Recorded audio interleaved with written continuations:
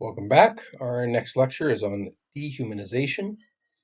So this is a psychological strategy, a thing that people are all too good at, unfortunately, right? But we have a tendency to, when we want to mistreat other people, to be able to treat them as somehow less than human, right? And it makes us a little more comfortable in that sort of mistreatment, right? So when people act cruelly towards others, it often involves denying full humanity to those people, right? Genocides, other moral atrocities often involve dehumanization of the victims. If you look at any of the rhetoric and propaganda, right, of states like Nazi Germany or other states that have committed genocide, you will see a tendency to treat the victims of that genocide as somehow less than human with caricatures or and we'll get into details of how what kinds of dehumanization are out there. Right? But if treating those people less than human so as to justify your mistreatment. Right? So what Haslam's going to do here is offer a model of dehumanization um, that involves two important characteristics of what it is to be human, and therefore two different types of dehumanization that deny those respective human characteristics. So, if you had to think of a kind of dehumanization, yeah, you're probably going to think about, Nazi Germany or Armenian genocide, right? These huge the genocides in Rwanda, and often the dehumanization involved in those genocides are based on ethnicity or race, right? So, um, and they tend to represent the victims as lacking full humanity, right? As sort of barbarians or others who lack full cognitive capacities. It goes back to ancient Greeks, right? They had slaves. They would conquer other countries and have slaves, and well, people are barbarians. They don't speak Greek. Their language just sounds like bar bar bar, right? And so that's where the word barbarian comes from. And again, the idea being maybe they don't even have a language, right? Maybe they're babbling because they're smart enough. Um, so one way of implying that someone lacks full cognitive capacities is to compare them to uh, kind of animals, right? Because animals, even the smartest one, chimps, very smart, but not as smart as humans. Rats, surprisingly smart, but still not as smart as humans. Dogs, and so on. So you'll often see racist depictions of other races. In the United States, slavery prior to the Civil War, and even after in the discrimination after the Civil War, um, that that sort of mistreatment was often justified by uh, comparing other groups to dogs, pigs, rats, insects, and so on. To Jews in Germany, it happens almost without fail in cases of slavery or genocide. Right. Another way, not only animals, it's not just animals that are inferior to us cognitively, but children, right? And so often the case of slavery, particularly when slaves are sort of in the home, right? They're not being murdered per se, they're being worked, right? But they are sort of in our household. There'll be more of a tendency to compare them to children, right? Who are also sort of in the household and have to be, deferent to the parents. Certain sort of sexist forms of sexism involve dehumanization. So there have been feminist analyses of pornography, which argue that women are dehumanized in pornography, not necessarily by representing them as animals or children per se, but as objects, right? So not as like intelligent beings, like living intelligent beings that are just smart as us, but instead as sort of lacking sort of intelligence or livingness altogether, right? So there'll be women will sometimes be depicted as sort of interchangeable with each other, lacking autonomy, lacking any bodily integrity, right? Any sort of bodily rights, whatever I'd like with a chair. The idea is that sometimes in pornography, women are treated as having the same amount of rights as a chair or something like that. And more generally, the emphasis on women's appearance over their mental faculties, right, uh, can cause women to view themselves sort of from third person point of view as primarily a body um, in the scholarship, right? In this analysis of some of these practices, right? And often throughout history, women have been compared to animals and children as somehow less rational, more emotional. So another form of humanization. Another class of people that are often dehumanized are people with disabilities, particularly people with mental disabilities. At different times in history, they've been assumed to be not feel pain, right? Or more prone to criminal behavior, or prone to sort of unrestrained procreation, right? Like, again, like animals, right? And so on. And these are often accompanied by animal metaphors. Uh, and then when you take people with mental disabilities and you place them in mental institutions, sometimes in the past it's just been prisons, right? Or sometimes um, very crappy mental institutions, sometimes better ones. Uh, the treatment that they're given is often described as socialization or humanization, right? To take something that is not quite human and make it human. In all these cases, right, I'm not agreeing with these stereotypes, right? This is, again, some of the rhetoric that's employed when people are other people. Um, Modern medicine has been accused of dehumanization, right? So it's been argued that doctors treat their patients as objects to be dealt with sort of as efficiently as possible through technology, right? Um, Definitely, I mean, depending on what sort of ailment you've got, but if it's a toothache, well, I just went through a tooth surgery, right? There wasn't much emphasis on my mind and my mental state and how that's going, right? It was all about, okay, let's pull the tooth out of this body. So there's often a lack of an attempt to comfort patients, or involve them in decision making as autonomous beings, right? Instead, they're just treated as objects to be fixed. But psychiatry, like the study of the mind and the treatment of the mind, has also been accused of dehumanization. Um, Mental disease and treatment has often been seen as a deterministic process. Still, when you're fixing someone's mind, often we act as though we're fixing a defective machine, right? Where the inputs determine the outputs. If you fix the machine, you'll get the right outputs to the right inputs, right? And that's obviously a simplified version of what's going on in the human mind, particularly if you believe in free will. Many aspects of modern life, the technology involved, has been described as dehumanizing. So we often have repetitive jobs focused on efficiency, right? Ever since the assembly line in the days of, Henry Ford. Um, you can be, screwing the same bolt on the same screw, right? Fast as possible, day in, day out, 8 hours a day. And you can start to feel like you're being reduced to a kind of machine. Often you'll be replaced by a machine, right? That can do the same task more quickly and for less pay.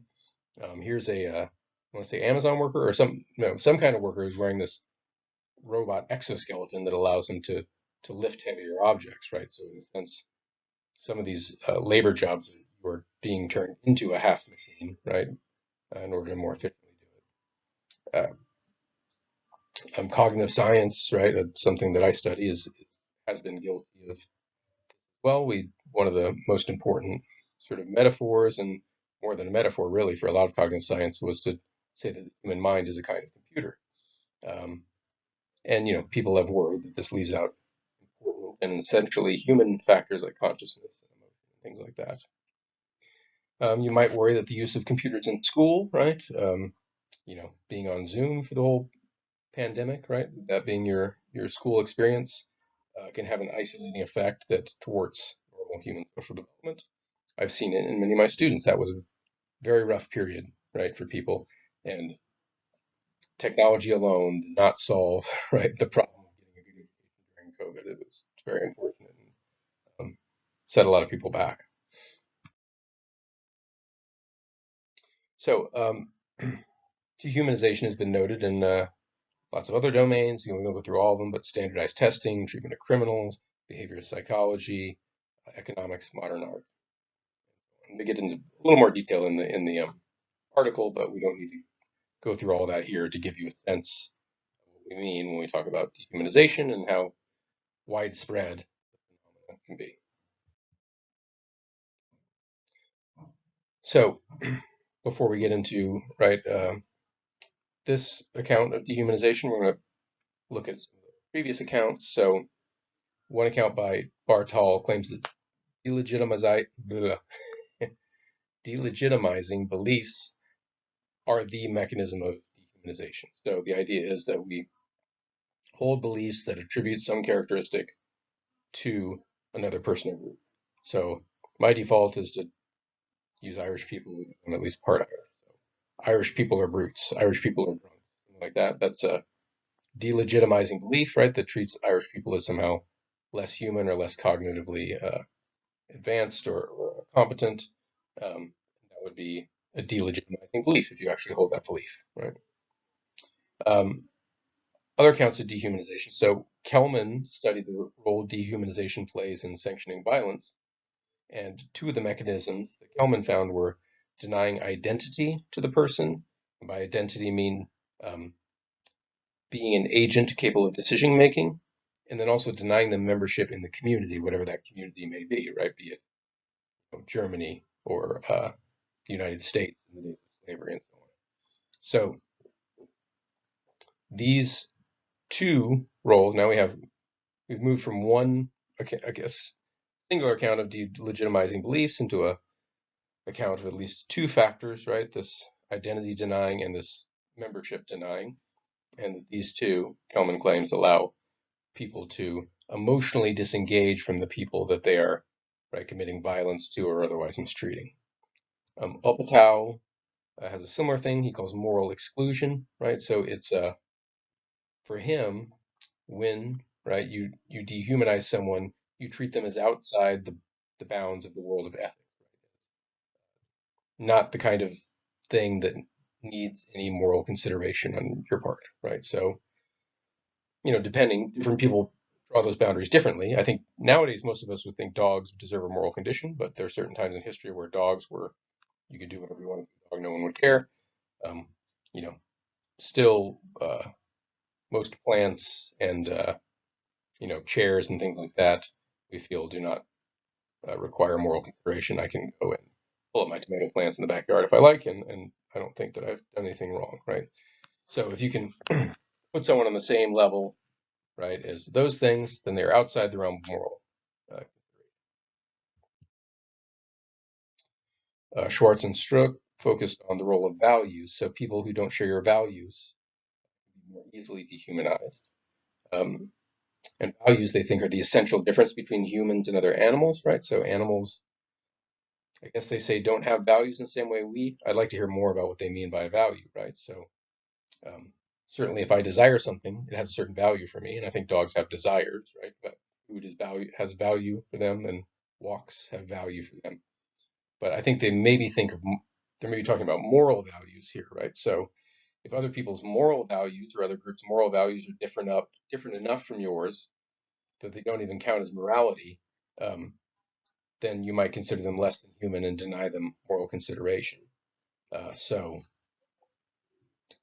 Well, Nazis are one example, right? So given the sort of, you know, that the Nazis engaged in genocide, right, which is morally deplorable for all of us, then during World War II at the time, we considered it perfectly okay to slaughter Nazis, right? It was your duty to slaughter Nazis. And maybe that's right, right? But if you can come up with some story like that with a group, whether or not it's right, then you have your doing whatever you want. Lands, and colleagues distinguish different sorts of emotions, and some apply to both humans and animals, and others only apply to humans. And these secondary emotions that only apply to humans are often not attributed to group members of the other group that you're trying to dehumanize, right? So maybe animals can feel pain and humans can feel pain, but maybe only humans can feel pride, right? You say, well, this other group, people in this other group, Irish people, right? They can't feel pride, and so that's your mistreatment of them.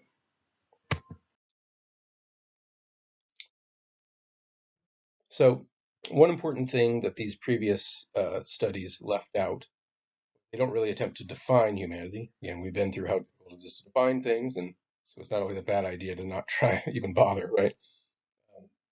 But a kind of definition of humanness is sort of the core of out here. And the author defines two distinct types of humanness. One is the essential qualities of human nature, right? So these necessary components of human nature. Um, and the other is describing specific characteristics that distinguish us from other animals. So the first he'll call HN, right? These essential qualities, and the second he'll call uniquely human traits, UH. Um, so the two, there might be overlap, right? So one of the um, essential qualities of human nature might also be something that distinguishes us from other animals, but it doesn't need to be, right? Um, there may be traits that distinguish us from other animals, but they don't happen to be at the core of what really defines it. So, for example, living in water is a core property of fish, um, but it's not necessarily an essential quality of fish just because, um, sorry, is an essential quality of fish living in water, but it's not a unique, right? It's not a uniquely fishy um, quality because algae and seals and all kinds of other creatures live in water. Your essential characteristics and your distinguishing characteristics can come apart. So Haslam is going to argue that denying uniquely human characteristics produces different kinds of dehumanization than denial of HN characteristics. So he's not going to necessarily decide right now what the uniquely human characteristics are, even if there are any, right? This is partly in our psychology and in our imagination, right? What counts as a uniquely human characteristic, and that what all it has to do is we have to believe in it well enough that um, we can use it as a justification for dehumanizing somebody. So language has been proposed, right? Humans have language. It doesn't seem like other creatures have it or have much of it. You know, some parrots, some chimps seem to come pretty close. Maybe certain higher forms of cognition, whatever those might be, right? Forms of metacognition. I think everyone believes that consciousness, many animals have it too, right? But certain kinds of rational planning and those kinds of abilities, maybe animals don't have them. Maybe certain emotions, right? We mentioned pride or whatever, or altruism, maybe may or may not exist in other animals. Certain openness to experience, conscientiousness, morality. So the list can go on and on, but these are the types of things that.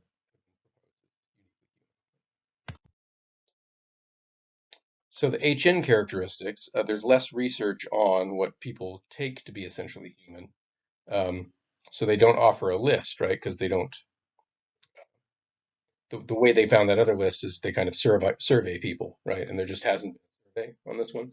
Um, but whatever these essential characteristics of human nature must be, they would need to be innate, right, rather than learned. They would be sort of evolved essential characteristics because newborn babies are human, right? So they can't be learning whatever the characteristics is, can't be learned.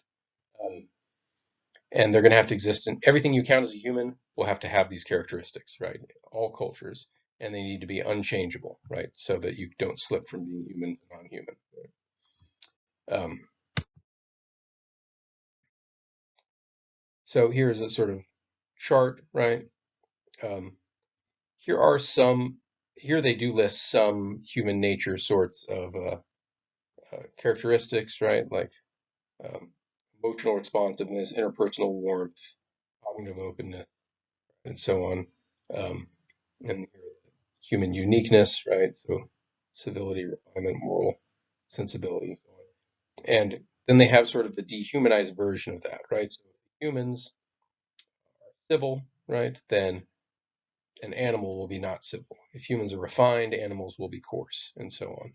So the dehumanized version, right, will be on the bottom, and the human one will be on the top. Uh, and here we have, right, the human nature characteristics. And if so, agency or individuality is essential for human nature, then to deny that would be to characterize something.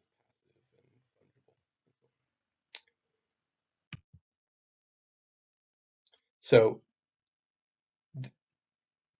the reason that, so I said they didn't have a list of characteristics, but they get a list of characteristics by getting subjects to give them. So that last chart, the reason it has these characteristics is they did their own study. So they gave a bunch of these various characteristics, asked subjects to classify them, and the classification schemes that subjects came up with were largely similar. There's a lot of overlap that there was statistically significant, and so it suggested a sort of intuitive agreement on this sort of UHH. So each of these two forms of humanness then corresponds to a form of dehumanization. Um, and in that form of dehumanization, the human characteristics are denied to the thing you're dehumanizing. So they have names for these. So denying characteristics is animalistic dehumanization. It's comparing someone to an animal. And then again, uniquely human. Those are the kind of characteristics that separate us from animals, right? So it would make sense that denying that to someone would be to say that they're like an animal. Right? And then the HN characteristics, these essentially human characteristics, when you deny those to someone, they call that mechanistic dehumanization, right? And that is to see someone as more like a machine, right? Not necessarily more.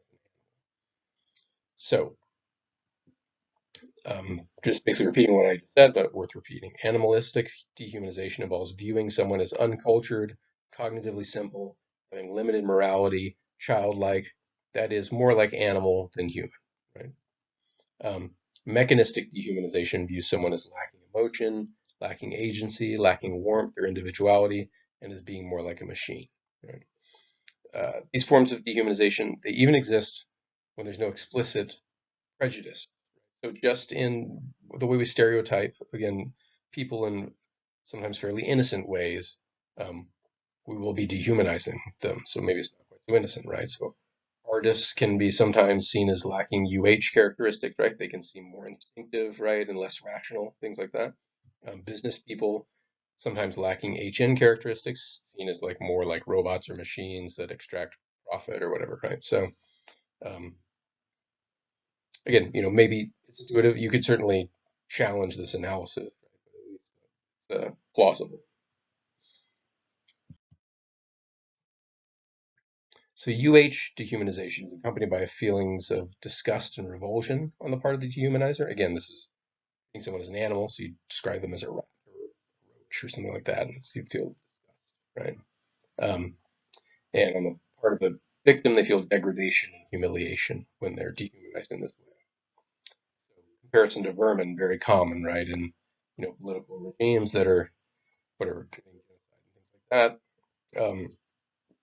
Or, for example, in the U.S., was abusing prisoners at Abu Ghraib, right? They were naked, animals are naked, um, and they were humiliated, and right there was a certain feeling of disgust towards them and a feeling of humiliation on the part of the prisoners.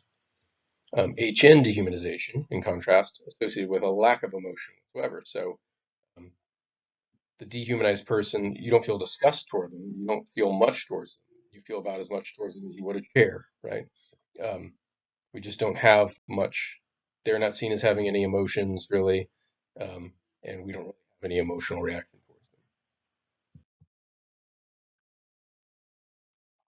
So animalistic dehumanization is kind of on a vertical scale, right? So subhuman, right, is somehow like the humans are at the top and different animals are sort of below us. You got chimps, right? You've got monkeys, and you've got, I don't know, dolphins maybe, and then right, and somewhere dogs and rats. I think rats are probably, I don't know where to put rats, smart, and so on down the list. Worms somewhere at the bottom, right? So it's a vertical scale. Mechanistic dehumanization is a more horizontal, right? It's not so much a hierarchy. Like it's not like I'm better than chairs or something. They're just not even in my same category, right? It doesn't even make sense to compare us. So they're somehow separate from us, but it's not hierarchy exactly. So dehumanization often applied to groups, right? In the genocides and in slave societies and so on. Um, do we also dehumanize individuals? And there's some evidence that, yeah, right, people will attribute more HN characteristics to themselves than to other people. So we kind of dehumanize other people with fair regularity. Right? We see ourselves as kind of more essentially human than other people. Um, Interestingly, that phenomenon doesn't seem to occur for UH characteristics, right? Um, so we seem to have a limited ability to like, right? We do have limited access to other people's minds, right? And so we're always going to care about our own emotions, right? More than other people's. They're going to be a little more machine-like to us, and that would make sense, right? Kind of do HN dehumanization to everybody, right? But it's a little harder to call your people, you other people like animals exactly. They all seem reasonably intelligent and okay. Bartol's delegitimization account doesn't allow for more sort of subtle everyday forms of dehumanization. Um, and Haslam's model can come in various shades of dehumanization. Remember, this is sort of we're comparing it with the other models, right? Bartol was dehumanizing beliefs, right? Other models, so it was just one way of dehumanizing. The other models had a few more moving parts, right? And so you could get a little more subtle. Um, but none of them distinguish these specific two forms of dehumanization, right? And our authors argue like these two forms make better sense of the whole range of forms of dehumanization and why they differ, right? So, like, for example, animalistic dehumanization occurs more in ethnic antagonism and in the dehumanization of the cognitively disabled. And then mechanistic dehumanization occurs more in the medical and technological forms of dehumanization and also in of women, right, when they're treated as objects. So the idea is, and again, this one's pretty fuzzy, abstract, right? Doesn't make any real specific predictions, um, but that's okay. Right? You can start like you don't have to be that rigorous at the beginning. It's nice if you can make some predictions down the line, but if it's like making sense and is actually capturing at least a wider range of the phenomena, um, then you're on a that's a good start, right? Um, I don't know. I haven't talked to people who some people who find uh, certainly philosophy, but then also maybe psychology a little bit too uh, maybe not rigorous enough for them. Um, I think part of that comes from territory that's just like wide open, and we just um, it's a really hard problem, and we've only been working on it like in this way for like 100 years or so, right? So there's a lot of territory that just needs to be mapped out and started before we can get more rigorous with it. And then some areas that like perception and stuff, we've got uh, a lot of years of much more rigorous study on this stuff. So the study of moral psychology is it's a newer frontier and it's interesting. There's a lot of opportunity to make an impact, right? So, I hope that your what I read of your papers so far, many of them were came up with some very interesting original ideas. So I'm looking forward to seeing the final drafts, and this will be the last lecture. But if you do need to get in contact with me for any reason or want to chat on Zoom, happy to do that. Just let me know, and you can also always let your TA know as well. So best of luck.